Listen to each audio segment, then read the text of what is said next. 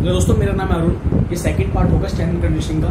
तो इसके अंदर जैसे हमने पहले बात करी थी कि क्या क्या स्ट्रेंथ कंडीशनिंग कोच को पता होना चाहिए किसी भी एथलीट को प्रिपेयर करते वक्त, तो मैं इस वीडियो को थोड़ा आगे लेकर चलूँगा। इसमें पहला प्रिंसिपल है सेट प्रिंसिपल। इसका मतलब होता है specific adaptation to impose demand.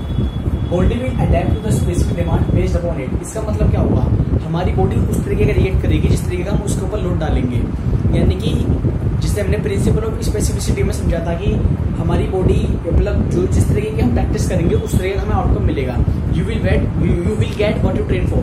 ठीक है। अब जैसे कि किसी भी स्पोर्ट के अंदर मेरे को अपनी स्किल इंक्रीज करनी है, तो उस स्पोर्ट से रिलेटेड चीजें ही मेरे को करनी पड़ेंगी। यानी कि मैं फास्ट बॉलिंग करता हूँ तो ये नहीं है कि मैं किसी बैट्समैन का वर्कआउट फॉलो करूंगा या फिर नॉकिंग करूंगा, नहीं।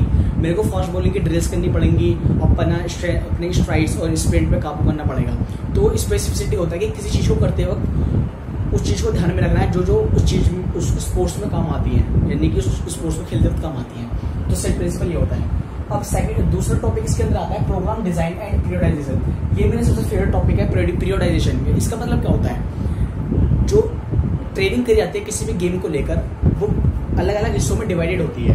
ठीक है ना। तो इस चीज को बोलते हैं पीरियोडाइजेशन। यानी इसका देखो, planning and organizing training into different chunks और पीरियड्स। यानी कि प्लानिंग को ऑर्गेनाइज करना डिफरेंट पीरियड्स के अंदर, डिफरेंट हिस्सों के अंदर। ठीक है ना। To increase the potential for achieving specific performance. यानी कि किसी भी एथलीट की परफॉर्मेंस को इनहेंस करने के लिए उसके ट्रेनिंग शेड्यूल को अलग अलग हिस्सों में विभाजित करना, ये कहलाया जाता है पीरियोडाइजेशन। जो पीरियोडाइजेशन होता है इसके 4 फेजेस होते हैं। ठीक है ना। अब इसकी साइकिल भी होती है पीरियोडाइजेशन की, वो बात बताता हूँ मैं भी, पर इसमें फेजेस होते हैं। अब क्या क्या फेजेस होते हैं इसके 4 ये देखते हैं। हाइपरट्रॉफी एंड मस्कुलर एंड्योरेंस गोल। यानी कि किसी भी एथलीट का हाइपरट्रॉफी यानी कि मसल साइज इंक्रीज करना, या फिर उसकी मस्कुलर एंड्योरेंस यानी कि power to overcome the resistance under the condition of fatigue. यानी कि लंबे समय तक उसकी मसल को एक फैटिगनेस के अंदर सहन करने के लिए पावर जनरेट करना उसकी मसल्स के अंदर, उसके एंड्योरेंस भी बोलते हैं, स्ट्रेंथ एंड एंड्योरेंस। दूसरा आता है बेसिक स्ट्रेंथ। यानी कि किसी भी एथलीट को बेसिक स्ट्रेंथ इंक्रीज करना है। मान लो किसी एथलीट के शोल्डर वीक है, फिर लोअर बैक वीक है, फिर हैमस्ट्रिंग वीक है, फिर ग्रोइन वीक है, उस पर्टिकुलर बॉडी पार्ट को स्ट्रेंथ इंक्रीज करने के लिए काम कराया था बेसिक स्ट्रेंथ, है ना। उसकी मतलब कोई भी पर्टिकुलर एक्सरसाइज कराई जाती है। अब आता है परफॉर्मेंस पीक फेज। ये जो तीसरा आता है परफॉर्मेंस पीक फेज, क्या होता है, किसी भी एथलीट के अंदर उसकी जो परफॉर्मेंस है उसको कंसिडर करते हुए उस पर्टिकुलर मोशन पर वर्क किया जाता है ना।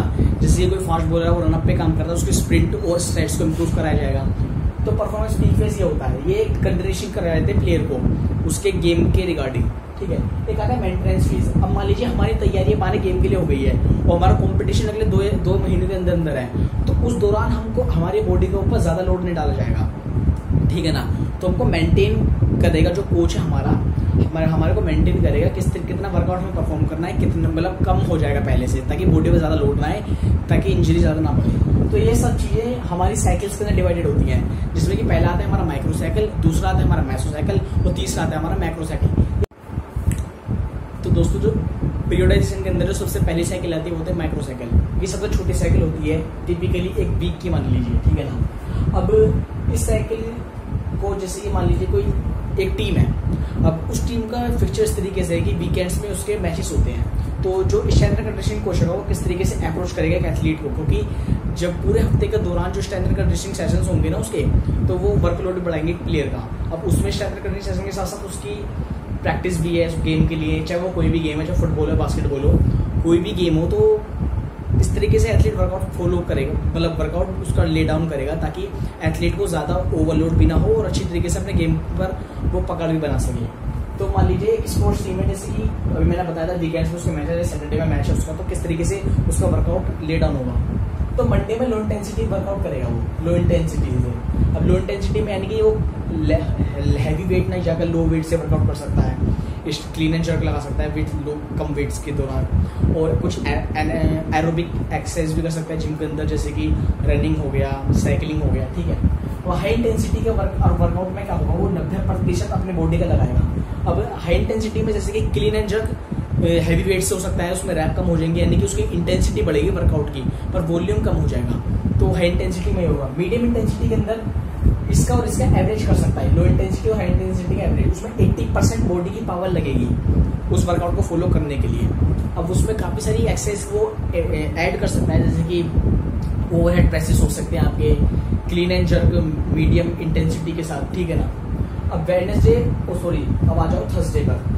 थर्सडे में फिर वो लो इंटेंसिटी पे आ जाएगा, मंडे वाला। लो इंटेंसिटी में जॉगिंग हो गई लंबे समय तक, उसके एंड्योरेंस बेस भी अच्छा हो जाएगा उसके दौरान, ठीक है ना। और रीजनरेशन क्या होता है, जो सैटरडे में आएगा रीजनरेशन 60% बॉडी वेट रीजनरेशन होने का होता है कि अब मंडे ट्यूसडे वेडनेसडे जो उसने पावर लगाई है अपने स्ट्रेंथ कंडीशनिंग सेशन के अंदर, तो उसकी बॉडी को रिकवरी देना भी जरूरी है। तो रीजनरेशन है वो कर सकता है, यानी कि बॉडी को रेस्ट दे सकता है, फिर जिम में जाकर लो इंटेंसिटी से वर्कआउट कर सकता है। अब सैटरडे में मैच होगा तो हमें तो वर्कआउट कोई मेन रोल ही नहीं बनता। अब संडे में रीजनरेशन क्या रेस्ट। अब अगर उसने यहाँ पे रेस्ट नहीं लिया है फ्राइडे में, तो वो संडे में पूरा रेस्ट ले सकता है, कोई दिक्कत वाली बात नहीं है। और रेस्ट भी एक एथलीट को ज्यादातर मैंने भी देखा है कि एथलीट ज्यादातर रेस्ट लेते नहीं है। अगर वो कुछ नहीं भी कर रहे हैं अपने गेम के दौरान, मतलब ऑफ डे है, तो उस दिन भी वो रनिंग वनिंग नॉर्मली कर लेते हैं, पुशअप्स वगैरह घर पे लगा लेते हैं। तो ये होता है माइक्रो साइकिल। तो अब इसमें दूसरा आता है मेसोसाइकिल। मेसोसाइकिल क्या होता है? It is the specific block of training that is made about 3 to 4 माइक्रोसाइकिल्स 3 to 4 weeks. ये स्पेसिफिक ब्लॉक होता है ट्रेनिंग करने फुलफिल करने का, जो टिपिकली 3 से 4 माइक्रोसाइकिल बनता है। वो ब्लॉक भी बताऊंगा, अभी एक एग्जांपल दूंगा मेसोसाइकिल का, जिससे आपको क्लियर हो जाएगा किस तरीके की मेसोसाइकिल होती है एक एथलीट की। वो मैं स्ट्रेंथ के बारे में बताऊंगा। जैसे कि देख लीजिए, it is design to accomplish a particular goal. कोई भी ये एक इसको ले डाउन करा जाता है किसी भी गोल को अचीव करने के लिए।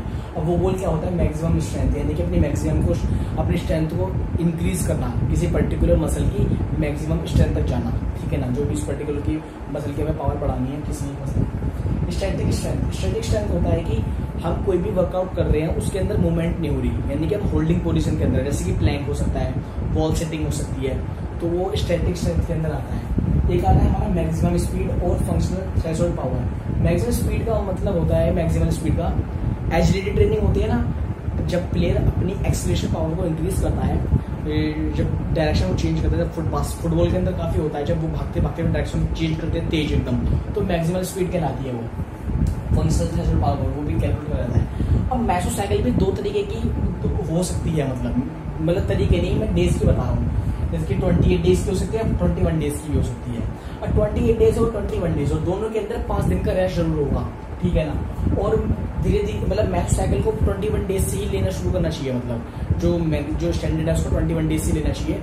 धीरे धीरे उसमें डेज बढ़ा देना चाहिए, ठीक है ना, ताकि प्लेयर अपने आप को सस्टेन कर सके छोटे लेवल से लेकर ऊपर लेवल तक। अब मैं आपको एक एग्जांपल दूंगा किस तरीके से एक एथलीट अपनी स्ट्रेंथ को इंक्रीज करेगा मेसोसाइकिल के अंदर। तो ये तीसरी सबसे आखिरी साइकिल आती है macrocycle. It is the longest of the 3 cycles and typically includes 4 series of periodized training program. इस तीनों साइकिलों में सबसे बड़ी साइकिल होती है मैक्रोसाइकिल, और ऐसे ही भी कह सकते हैं, जैसे मैंने पहले बताया था कि 2 से 3 माइक्रोसाइकिल बनकर एक मेसोसाइकिल बनाती है, और 4 से 5 मेसोसाइकिल बनकर एक मैक्रोसाइकिल बनाती है। तो इसके अंदर माइक्रोसाइकिल और मेसोसाइकिल इंक्लूड होते हैं। ये एक एनुअल प्लान होता है मैक्रोसाइकिल किसी भी एथलीट के लिए, ठीक है ना।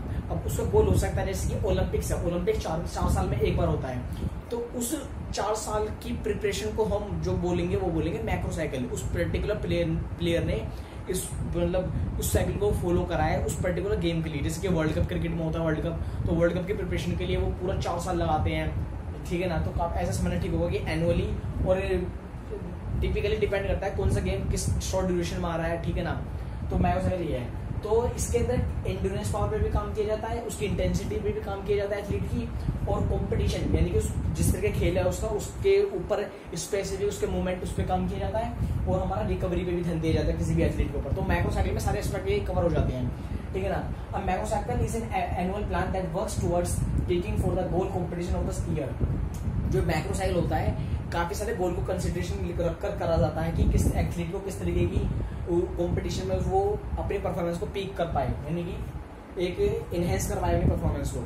तो इसके जो 3 फेज होते हैं मैक्रोसाइकिल के, ध्यान में रखने हमारे को, प्रिपरेशन फेज, कॉम्पिटिटिव फेज और ट्रांजिशन फेज। अब प्रिपरेशन फेज क्या होता है? प्रिपरेशन फेज में भी 2 तरीके की प्रिपरेशन होती है। एक तो होती है जनरल प्रिपरेशन। अब जनरल प्रिपरेशन क्या होती है? जनरल प्रिपरेशन होती है जैसे कि किसी भी एथलीट की एंड्योरेंस पावर को बढ़ाना, एंड्योरेंस पावर को बढ़ाना यानी कि एरोबिक बेस उसका तैयार करना है। एरोबिक यानी कि ऑक्सीजन के work in the presence of oxygen, यानी कि ऑक्सीजन के दौरान अपनी इंटेंसिटी को इंक्रीज करना, यानी कि एंड्योरेंस पावर को इंक्रीज करना। मैं एरोबिक और एनारोबिक पे भी अलग वीडियो बनाऊंगा, ठीक है ना। उसमें अच्छा तरीके से समझाया गया कि एरोबिक क्या होता है, एनारोबिक क्या होता है। और एक जनरल फेज में ये है कि उसकी इंड्योरेंस पावर को बढ़ाने का काम करता है, जिसमें कि ट्रेडमिल पे वो रनिंग कर सकता है, और काफी सारी ट्रैक पे जो एक्सरसाइजेज होती है, जैसे कि शटल रन हो गया, या फिर लॉन्ग रनिंग हो गई, या फिर कुछ भी स्ट्राइड्स वगैरह हो गई, तो जनरल प्रिपरेशन में आता है, जो सब एथलीट करते हैं रनिंग वगैरह, उसमें उनकी एंड्योरेंस पावर इंक्रीज हो जाती है। स्पेसिफिक फेज क्या होता है, स्पेसिफिक प्रिपरेशन क्या होता है, प्रिपरेशन फेज के अंदर स्पेसिफिक होता है जिसमें कि जो गेम है किसी भी इंडिविजुअल को, जैसे क्रिकेट को खेल रहा है, तो जो बैट्समैन या बॉलर उसकी स्पेसिफिक वर्क पे काम किया जाएगा, जैसे कि जो बॉलर है उसके एक्शन पर, उसकी स्पीड पर, उसके अलाइनमेंट पर, बॉडी किस तरीके से जा रही है, या फिर किसी भी चीज के ऊपर स्पेसिफिक जो उसके गेम के अंदर काम आ रहा है। जैसे ट्राई एथलीट होते हैं, ट्राई एथलीट के अंदर स्विमिंग भी होता है, स्विमिंग, साइकिलिंग और आपका आई थिंक रनिंग है ना, स्विमिंग, साइकिलिंग और रनिंग, ये तीनों चीजों का समावेश होता है ट्राई एथलीट। तो उसके अंदर इफिशिएंट तरीके से वो अपना काम कैसे कर सके, तो हम स्पेसिफिक वर्क में समझ सकते हैं, ठीक है ना। अब आता है हमारा कॉम्पिटिटिव फेज। कॉम्पिटिटिव फेज एक तरीके से इन सीजन फेज होता है, ठीक है ना, और इसके अंदर जो प्लेयर को इस तरीके से मेंटेन किया जाता है ताकि उसका गेम भी अच्छी तरीके से हो जाए और वो वर्कआउट के लिए समय निकाल सके। यानी कि सीजन के दौरान ये वाला काम किया जाता है, जो टीम बेस्ड स्पोर्ट्स होते हैं, जैसे क्रिकेट हो गया, फुटबॉल हो गया, कबड्डी हो गया, ये पूरी टीम होती है और वो किसी कंपटीशन के अंदर गए, जैसे कि आईपीएल के अंदर गए हैं, तो आईपीएल के अंदर पूरा सीजन के अंदर वो टीम के साथ जो वर्कआउट किया जाएगा वो कॉम्पिटिटिव फेज के अंदर आता है, ठीक है ना। इसके अंदर प्लेयर की स्ट्रेंथ एंड कंडीशनिंग पे ध्यान दिया जाता है, उसका एनारोबिक बेस के बनाया जाता है। एनारोबिक बेस यानी कि उसकी स्ट्रेंथ बिल्ड करना, या फिर उसके मसल हाइपरट्रॉफी, मसल का साइज इंक्रीज करना, तो काफी चीजें सब आ जाती हैं। तो कॉम्पिटिटिव फेज कॉम्पिटिशन के दौरान किया जाता है। और सबसे तीसरा जो आता है वो होता है ट्रांजिशन फेज।